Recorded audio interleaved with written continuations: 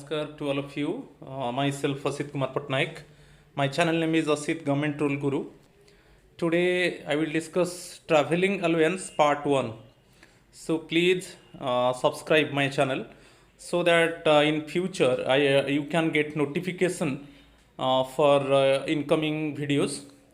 So today I will discuss part 1 of traveling allowance. Then in subsequent time and in posterior time I will bring other parts. So you check my channel or you check my notification. So now I am going to discuss traveling allowance part 1. So entitlement for TA, it is with effect from 1st July 2017. Related to this also question is coming.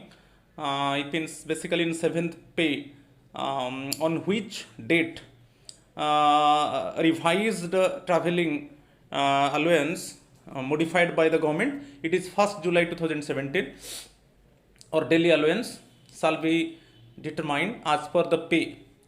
But here most important one, pay refers to basic pay drawn in the pay level in the pay matrix. Only you consider basic pay. There is no practicing allowance. Non-practicing allowance, it is paid to the doctors. So NPA, non-practicing allowance, it is not included in basic. Military service pay and dearness allowance. So these things are not included in basic pay when TA or DA is determined on pay level. So very important one. So here pay means only basic pay. There is no inclusion of non-practicing allowance, military service pay and dearness allowance or any other special pay. Okay, these things are not included in pay level, only we consider the basic pay. इसके ऊपर भी question आएगा. For travel allowance entitlement while on transfer from one post to another, pay for the lower of the two grades will be applicable. It is supplementary rules 19. यदि एक post से और एक post को ट्रांसफर हो रहा है, basically while on transfer from one post to another, इसमें जो पे लेवल होगा, जो टू ग्रेड्स में जो लोअर ग्रेड होगा, जो लोअर पे लेवल होगा, उसके ऊपर ही टीए फिक्स होगा. Transfer from one post to another. So दोनों पोस्ट को हम कंपेयर करेंगे. दोनों पोस्ट में जिस पोस्ट में लो पे लेवल है उसी के ऊपर टीए फिक्स होगा. It is according to the SR supplementary rule 19. In case of reemployed pensioners, if he ceases to draw pension or pension is ignored for fixation of pay on re-employment, pay for the purpose of TA shall be pay drawn by him. Second option is, if pension is drawn and his pay is reduced by non-ignorable part of pension, pay for the purpose of TA shall be pension before commutation plus pay drawn in the re-employed post, subject to a maximum of the pay scale. Next, it is TA on tour. It is very important one. It is supplementary rule 46. So also question is coming. It means in which section of the supplementary rule TA on tour is determined. It is fundamental rule and supplementary rule part 2, TA on tour. This entitlement is inserted in supplementary rule 46.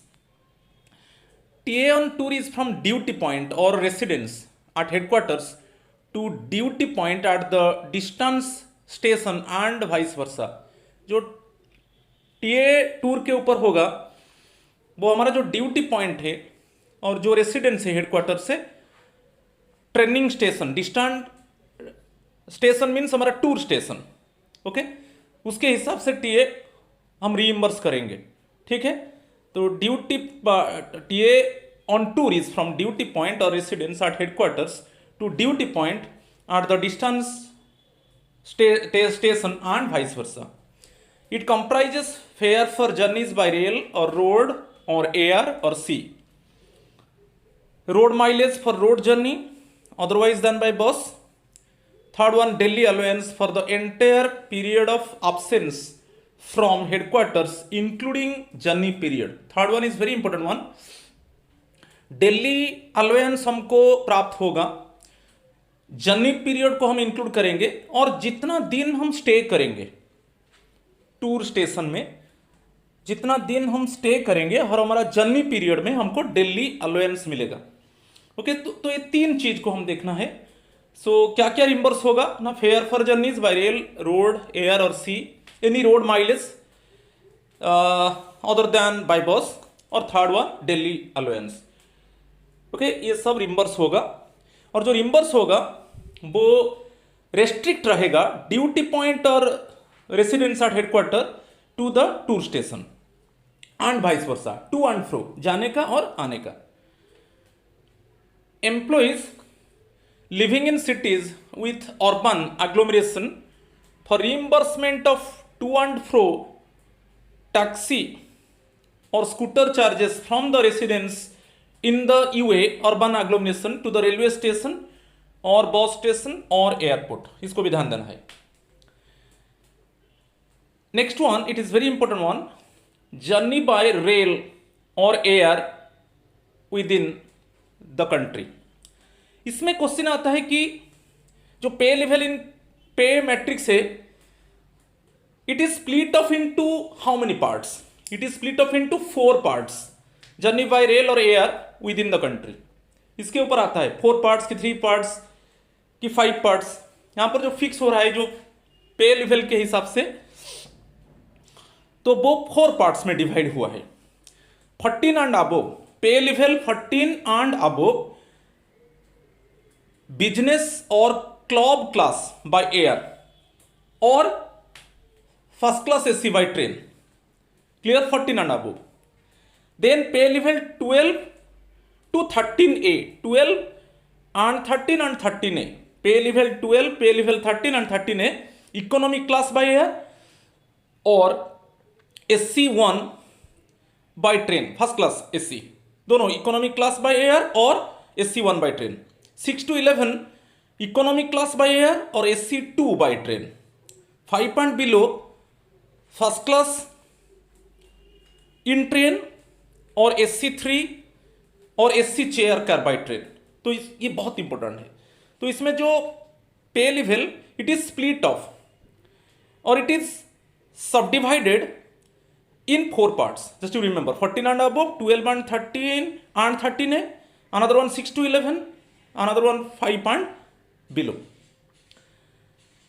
Next one, travel entitlement for the journey in premium और premium तत्काल सुविधा शताब्दी, Rajdhani, Duronto trains. इसमें कैसे पे level के हिसाब से फिक्स हुआ है. Pay level 12 and above executive class और एससी फर्स्ट क्लास आज पर available highest class. Clear. Then 6 to 11 AC second class और chair car in Shatabdi trains, AC second class और chair car in Shatabdi trains. 5 and below AC third class और chair car. तो यहां पर ये जो प्रीमियम तत्काल सुविधा, शताब्दी, राजधानी और डुरंटो ट्रेन से, इसमें जो पे लेवल को डिवाइड किया गया है वो 3 पार्ट्स में डिवाइड किया गया है. 12 and above, another one 6 to 11, another one 5 and below. तो ये पार्ट्स के ऊपर क्वेश्चन आता है. Clear. And then travel entitlements. Clear. Next, क्या क्या रीइंबर्समेंट होगा. Reimbursement shall be allowed for premium Tatkal charges, dynamic और flexi fare in Shatabdi, Rajdhani, Duronto trains. Reimbursement of Tatkal Seva charges which has fixed fare for official journeys undertaken in extreme emergent circumstances, daily certified by the joint secretary concern. In case of Tatkal Seva charges, premium Tatkal charges it can be reimbursed. Any dynamic or flexi fare in Shatabdi, Rajdhani, Duronto trains, it can be reimbursed. Or reimbursement of Tatkal Seva charges which has fixed fare. And in case of extreme emergent circumstances, but this official journey it must be certified by the joint secretary concerned. The revised travel entitlements are subject to the following. ये बहुत important है, points को remember करना है। In case of places not connected by rail, यदि जो place हम journey कर रहे हैं वहां पर कोई रेल फैसिलिटीज नहीं है, there is no rail connect for journey from headquarter to tour station और training station, then travel by AC bus for all those entitled to travel by AC 2 tier. जो भी एसी 2 टायर के लिए entitle है उनको AC bus facility मिलेगा, clear. And others को deluxe और ऑर्डिनरी बस फॉर अदर्स इज अलाउड, इसको रिमेंबर करना है। In case of road travel between places connected by rail, travel by any means of public transport is allowed provided the total fare does not exceed the train fare by the entitled class। Suppose ये जो case में rail facilities है मगर हम और कोई public transport को use किया, तो इस केस में जो भी रीइंबर्समेंट होगा वो हमारा जो एंटाइटल्ड क्लास है ओके उससे ज़्यादा नहीं होगा। जो हमारा एंटाइटल्ड क्लास है उससे ज़्यादा नहीं होगा। कोई भी हम पब्लिक ट्रांसपोर्ट हम यूज कर सकते हैं, जैसे रेल फैसिलिटी है, हमारा जर्नी के लिए रेल फैसिलिटी है, हम रेल फैसिलिटी नहीं लिया और कोई पब्लिक ट्रांसपोर्ट ले लिया, इस केस में जो रीइंबर्समेंट होगा जो एंटाइटल्ड क्लास है उससे रीइंबर्समेंट ज़्यादा नहीं होगा, एंटाइटल्ड क्लास के हिसाब से रीइंबर्समेंट होगा। Next, all mileage points earn by government employees on tickets purchased for official travel shall be utilized by the concerned department for other official travel by their officers। जो भी mileage point हम जब ticket purchase कर रहे हैं, when we are purchasing tickets at that time we are getting mileage points, so these mileage points must be utilized by the concerned department, clear। any usage of these mileage points, यदि हम उस mileage point को हमारा private travel के लिए use करेंगे तो departmental action होगा। जो भी माइलेज पॉइंट हमको मिलेगा टिकट परचेज के टाइम में वो ऑफिशियल पर्पज के लिए यूज होगा। This is to ensure that the benefits out of official travel which is funded by the government should accrue to the government. जो भी माइलेज पॉइंट वो इसके ऊपर हमको गवर्नमेंट से हम रीइंबर्स कर रहे हैं, तो वो जो भी माइलेज पॉइंट होगा वो ऑफिशियल पर्पज के लिए होगा, हमारा कोई प्राइवेट ट्रैवल में इसको यूज नहीं किया जाएगा। In case of non availability of seats in entitled class, government servants may travel in the class below their entitled class. Suppose हमारा एंटाइटल्ड क्लास के हिसाब से हमको सीट नहीं मिला तो हम उससे जो नीचे वाला क्लास में हम ट्रैवल कर सकते हैं, और जो भी नीचे वाला क्लास में हम ट्रैवल करेंगे जो एक्सपेंडिचर एक्चुअल एक्सपेंडिचर होगा वही रिम्बर्स होगा। Important points remember, if travelled by higher class than the entitled one, the fare by the entitled class will be given. जो हमारा एंटाइटल्ड क्लास है, जैसे मेरा जो एंटाइटल्ड है सपोज SC2 है, मैं अभी एयर ट्रैवल में चला गया, जो भी एंटाइटल मेरा जो रिइंबर्समेंट होगा वो मेरा SC2 ट्रेन के हिसाब से होगा। तो if traveled by a higher class than the entitled one, the fare by the entitled class will be given। if traveled by lower class, कि अब हमारा जो entitled class है उससे lower class में हम ट्रैवल किया, एक्चुअल एक्सपेंडिचर को रिइंबर्स किया जाएगा। if traveled by lower class than the entitled one, the fare actually paid will be given। reimbursement of service charges levied by the travelers service agents recognized by the zonal railways has been allowed in case of journeys on tour or transfer in public interest। इसको remember करना है, ये बहुत important है for travel by a longer route, क्योंकि जो भी हमारा ट्रैवल जो भी हम जर्नी करेंगे शॉर्टेस्ट रूट में करेंगे, ये रूल है। कभी भी हम लॉन्ग रूट को नहीं करेंगे, लॉन्ग रूट में जाएंगे तो फिर हमको जो रिइंबर्समेंट होगा वो शॉर्टेस्ट रूट के हिसाब से होगा। तो for travel by a longer route partly by entitled class and partly by lower class, the mileage allowance should be regulated on proportionate basis by calculating mileage allowance for different classes by the shortest route in the ratio of distance covered by such classes by the longer route। तो इस case में यदि हम longer root से travel किया कुछ part हमारा entitle class में किया और कुछ पार्ट हम लोअर क्लास में किया। जो भी माइलेज अलाउंस, जो शॉर्टेस्ट रूट के हिसाब से जो माइलेज अलाउंस होगा वो कैसे कैलकुलेट होगा ना, उसका कैलकुलेशन प्रोपोर्शनेट बेसिस में होगा। कितना डिस्टेंस हमारा एंटाइटल क्लास में हम लॉन्ग रूट कवर किया और कितना डिस्टेंस हम लोअर क्लास में हम कवर किया, उसके हिसाब से उसका रेशियो के हिसाब से प्रोपोर्शनेट के हिसाब से होगा। मगर वहां पर जो माइलेज अलाउंस कैलकुलेट होगा वो शॉर्टेस्ट रूट के हिसाब से होगा। स्टाफ साइड मेंबर्स, ये बहुत इंपॉर्टेंट है। Staff side members of national और departmental council of JCM can travel by SC3 tier in Rajdhani, Rajdhani में SC3 tier and SC2 tier in other trains. ये बहुत इंपॉर्टेंट है। Staff side members of national और department council of JCM.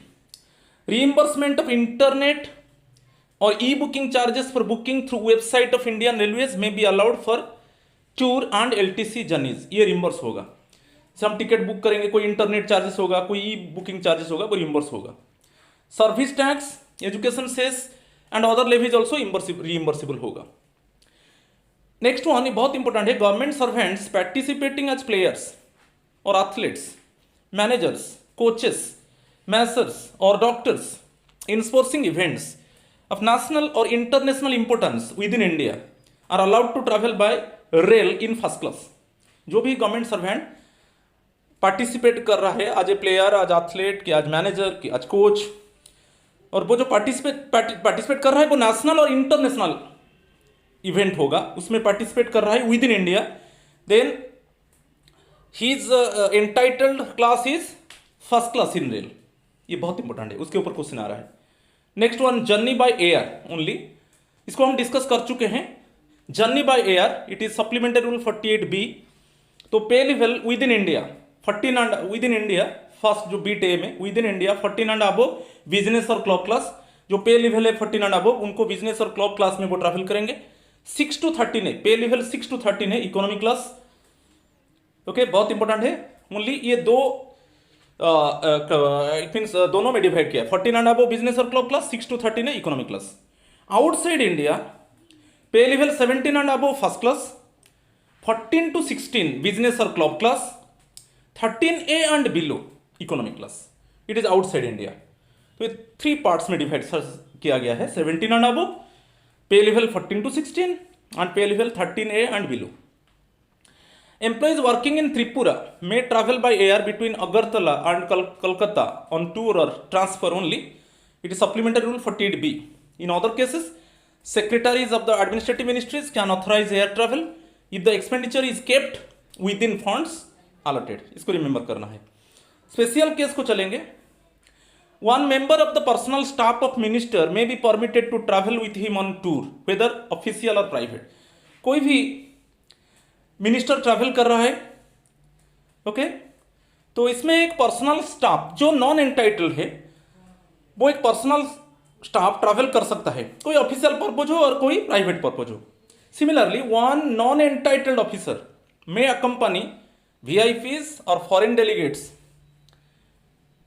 as a protocol requirement to be cleared by the financial advisor and if more than one finance ministry's approval required। यहाँ पर भी non entitled officer वो accompany कर सकता है, कोई VIPs और कोई फॉरेन डेलीगेशंस को अकम्पनी कर सकता है, but it must be cleared by the financial adviser. और more than one non entitled officer accompany कर रहा है तो it must be recommended by the finance ministries. Then international sports events में sportsman, managers, coaches, masseurs and doctors selected for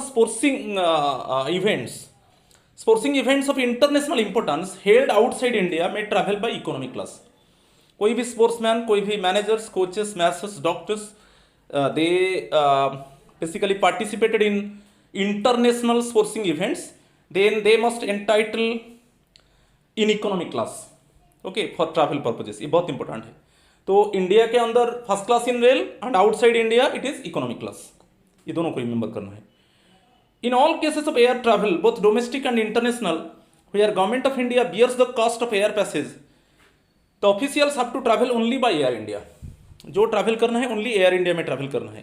ये travel stations are not connected by Air India. यदि travel stations Air India facilities नहीं है, the officials may travel by Air India to the hub और point closest to their eventual destination, beyond which they may utilize the services of another airline which should preferably be an alliance partner of Air India. Supplementary rule 48 बहुत important है। जो भी हम travel करेंगे Air India में travel करेंगे। Suppose if travel stations are not connected by Air India, the officials may travel by Air India to the hub और point closest to their eventual destination. जो भी हमारा डेस्टिनेशन है उसका हम देखेंगे कहाँ तक हम एयर इंडिया में ट्रैवल कर सकते हैं। बियॉन्ड ऑफ दैट हम सर्विसेज ऑफ अनदर एयरलाइन को यूज कर सकते हैं, मगर वो अलायंस पार्टनर होगा एयर इंडिया का। ये supplementary rule 48B। For travel on routes where Air India does not provide service, travel may be made by other airlines. Okay, जब हम ट्रैवल करेंगे और जो हमारा हेडक्वार्टर स्टेशन है टू द टूर स्टेशन की ट्रेनिंग स्टेशन कि जो हम ट्रैवलिंग ऑफिशियल पर्पज के लिए कर रहे हैं और जो डिस्टेंस कवर करेंगे उसमें एयर इंडिया का फैसिलिटी नहीं है, तो वहां पर क्या होगा ना, ट्रैवल में भी made by other airlines for official tour और एलटीसी केस में powers have been delegated to financial advisers और मिनिस्ट्रीज और departments to accord exemptions for air travel by airlines other than Air India. Other than Air India में जाएंगे उसको exempt कौन करेगा ना, फाइनेंशियल एडवाइजर्स ऑफ मिनिस्ट्रीज और department concern. Okay, if they approve it then according to this it would be reimbursed। यदि Air India के अलावा हम ट्रैवल करेंगे, ये बहुत इंपॉर्टेंट है। Air tickets may be purchase directly from airlines booking counters और वेबसाइट और from authorised agents like Balmer Lawrie, Ashok travels and tours and IRCTC। इसी में हम टिकट को परचेज करेंगे। Non entitled officers performing journey by air can draw only mileage allowance to which he would have been entitled if he had traveled by rail, road or steamer। यदि non entitled officer वो journey perform कर रहा है by air, वो air travel के लिए eligible नहीं है मगर एयर ट्रैवल कर रहा है, कोई प्रॉब्लम नहीं, कर सकता है, मगर जो रीइंबर्समेंट होगा उसका एंटाइटलमेंट के हिसाब से होगा। जैसे मैं एग्जांपल देता हूं, हम SC2 के लिए एलिजिबल है, सपोज फॉर एग्जांपल SC2 के लिए एलिजिबल है, हम एयर में चला गया तो वो रीइंबर्स होगा किसके हिसाब से ना, SC2 ट्रेन के हिसाब से रीइंबर्स होगा। However they may be reimbursed at the rates, यदि हम एयर ट्रैवल कर रहे हैं और उसी रूट में राजधानी शताब्दी ट्रेन से, तो हमारा जो रीइंबर्समेंट होगा, क्योंकि हम एयर ट्रैवल के लिए एंटाइटल नहीं है तो हम एयर ट्रैवल कर लिया, मगर उसी रूट में राजधानी शताब्दी ट्रेन से, जो राजधानी शताब्दी ट्रेन के लिए हम एंटाइटल है, तो हमारा जो रीइंबर्समेंट होगा वो राजधानी शताब्दी ट्रेन के हिसाब से होगा। However, they may be reimbursed at the rates for Rajdhani or Shatabdi trains if it operates en route, provided the employee is entitled to it, and the two stations between which air journey has been performed are connected by Rajdhani or Shatabdi trains. In case the airfare paid is less than the fare for Rajdhani or Shatabdi trains, यदि हम entitle नहीं है air travel के लिए, राजधानी शताब्दी train के लिए हम एंटाइटल है, मगर हम एयर ट्रैवल कर लिया और उसी रूट में राजधानी और शताब्दी ट्रेन भी फैसिलिटीज है, तो हमारा जो रीइंबर्समेंट होगा वो राजधानी शताब्दी ट्रेन के हिसाब से होगा। मगर यदि हमारा जो एक्चुअल एक्सपेंडिचर हम जो एयर ट्रैवल किया उसमें जो हम पेड किया वो राजधानी और शताब्दी ट्रेन का, उसके हिसाब से जो रीइंबर्समेंट होगा उससे कम हुआ, तो उससे कम एक्चुअली जो प्राइस, जो एक्चुअल प्राइस पेड किया गया, जो एक्चुअल एक्सपेंडिचर है वही रीइंबर्स होगा। तो इसको याद रखना है, हम एयर ट्रैवल किया, हम एंटाइटल नहीं है, उसी रूट में राजधानी दुरंतो शताब्दी ट्रेन के लिए हम एंटाइटल है और वो भी फैसिलिटीज है, हमारा जो रीइंबर्समेंट होगा राजधानी शताब्दी ट्रेन के हिसाब से होगा। ठीक है, यदि हमारा एयर ट्रैवल एक्सपेंडिचर लेस हुआ, less than the fair of राजधानी और शताब्दी ट्रेन, तो एक्चुअल एक्सपेंडिचर को रीइंबर्स किया जाएगा। यहां पर क्रेडिट कार्ड के ऊपर the cost of maintaining the credit card by the individual officer is reimbursable with the approval of the financial adviser if such card is utilised for booking the air tickets in advance on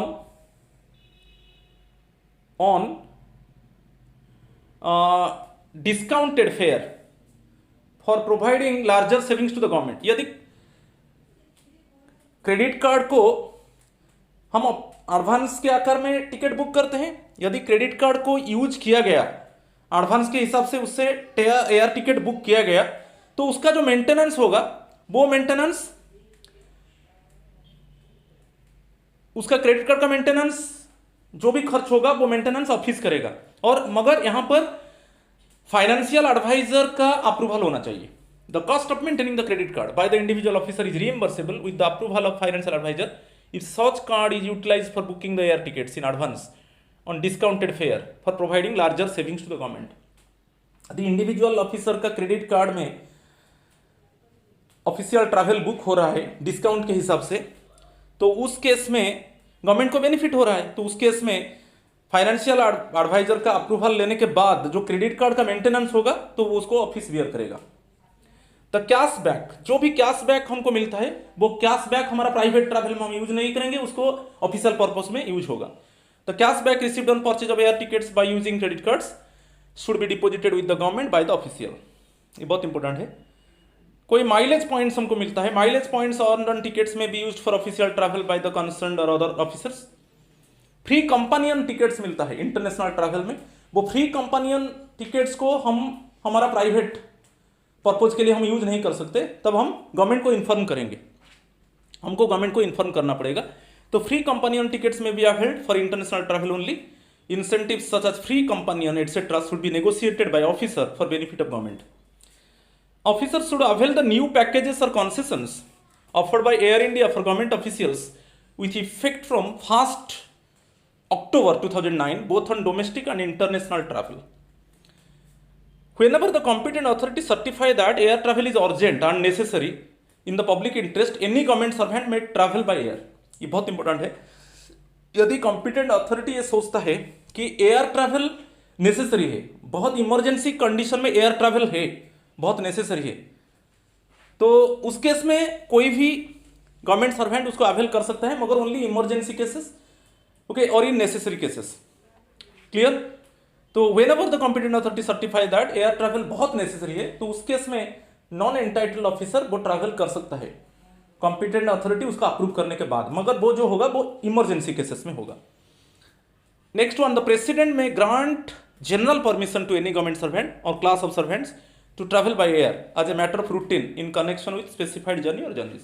president का grant के हिसाब से भी non entitled officer air में journey कर सकता है, मगर वो ग्रांट होना चाहिए हमारा प्रेसिडेंट से। ठीक है, ये फर्स्ट पार्ट है। तो please my friends subscribe my channel, then definitely other parts I will upload in subsequent time. So if you subscribe my channel, then you can get notification. So you see all the parts of travel allowance, you can understand everything. That much of guarantee I have given to you. So please subscribe my channel. Asit Government Rule Guru. Thank you.